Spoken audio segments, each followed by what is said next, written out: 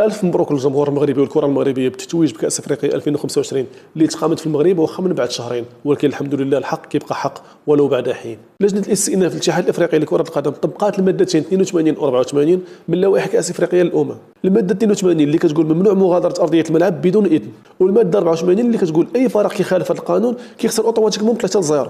يعني الماده 82 كتحدد العقوبه الانضباطيه، والماده 84 كتحدد النتيجه الفنيه للماتش واللي هي 3-0.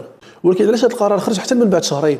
الحكم خلى الماتش يكمل حيت استند على قوانين اللعبه داخل الملعب. هذا القانون كيهتم بشنو وقع داخل الماتش، يعني قرارات الحكم وسط من الماتش. ومن بعد الجامعه دار الطعن والكاف رجعت الملف قانونيا، ولجنه الاستئناف قالت بانه السنغال خالفت القانون والنتيجه الاصليه ما بقاش معترف بها. في هذه الحاله الحكم يقدر يوقف الماتش ويقدر يسمح حتى يرجعوا اللاعبين ويقدر حتى يكمل الماتش، وما كاينش شي وقت محدد ديال 15 دقيقه او 20 دقيقه او 10 دقائق، ما كاين حتى شي وقت محدد اللي كيحدد مده الانسحاب. هادو هما قوانين اللعبه داخل الملعب واللي استند عليها الحكم.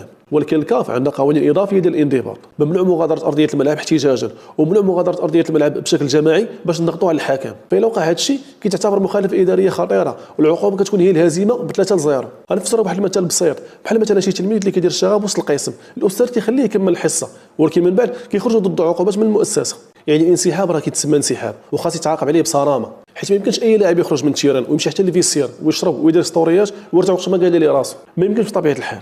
زائد ان حتى الحكم ما طبقش القانون بحذافيره، حيت القانون تيقول اي لاعب خرج من التيران بلا اذن الحكم اوتوماتيكمون خاصو ياخذ صفره، والمنتخب السنغالي خرج كامل من التيران باستثناء ساديو ماني، يعني كلشي كان خاصو ياخذ صفره. زائد انه جوج ولا ثلاثه ديال اللاعبين من المنتخب السنغالي اللي كان ديجا عندهم صفره، يعني اوتوماتيكمون من بعد الصفره الثاني كانوا ياخذوا حمراء، يعني كنا غنكملوا الماتش مع المنتخب السنغالي ب8 ولا 9 لاعبين. يعني الا كملنا الماتش مع المنتخب السنغالي ب7 لاعبين ولا 8 لاعبين ولا حتى 9 لاعبين، يعني راه بنسبه كبيره كنا غنربحوا الماتش. يعني كل حكم طبق القانون بحذافيره كنا غنربحوا وكان التتويج غيكون في ارضيه الملعب. المهم الحمد لله على هذا القرار ومبروك للمغرب، وبغيت نعرف ارائكم في التعليقات، ونتلاقاو في فيديو جديد ان شاء الله.